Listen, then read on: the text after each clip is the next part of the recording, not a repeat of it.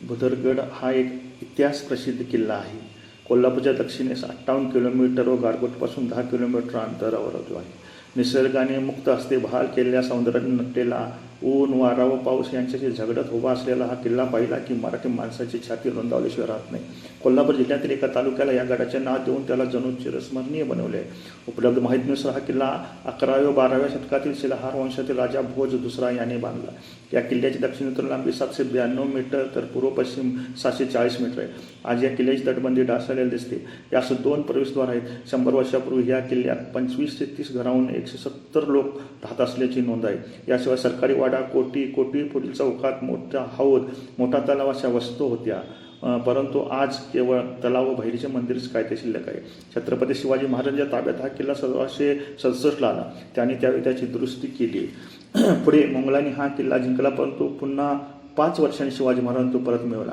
यावेळी झालेल्या युद्धात मोगलांचा सेनानी मारला गेला. यात मोंगल सैन्याची पताका छत्रपतींनी देवालयाला अर्पण केली. आजही ती पाहावयास मिळते.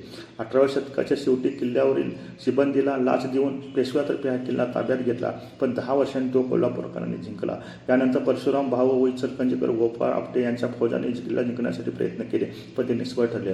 परंतु या रणभूमीत किल्ल्याच्या भोवती 5 खेडी होती. त्यापैकी 3 खेडी 1818 मध्ये इंग्रजांनी पेशवाई खालसा केली, त्यामुळे राजकीय अस्तित्व निर्माण झाले.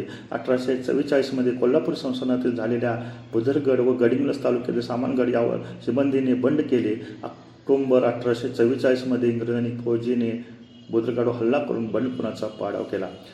एक निसर्गप्रेमी पर्यटकांना सुखद अनुभव देणारा हा किल्ला म्हणजे निसर्गाने बहाल केलेला जणू एक सौंदर्याचा नजरानाच होय.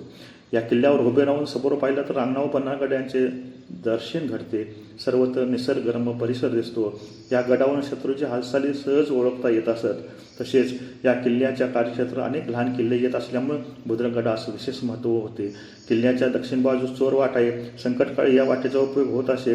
तसेच पश्चिमेस खिंडार तर काही ठिकाणी भुयारी पायऱ्या आहेत. त्याचप्रमाणे गडावर मोठा तलाव आहे. केदारनाथ, जक्कुबाई व भैरीचे मंदिर आहेत. दरवर्षी माघ कृष्ण प्रथमीपासून दशमीपर्यंत येथे मोठी यात्रा भरते. अनेक गावचे भाविक येथे भैरीच्या दर्शनासाठी येतात. सर्व धर्मीय लोक यात्रेच्या निमित्ताने एकत्र येतात. तसेच वर्षभर हजारो हौशी पर्यटक गडास भेट देतात.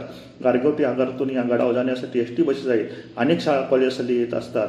निसर्गाने वरदान लाभलेले शांत रमणीय व प्रेक्षणीय स्थळ सर्वांनी आवर्जून पाहावेच असेच आहे.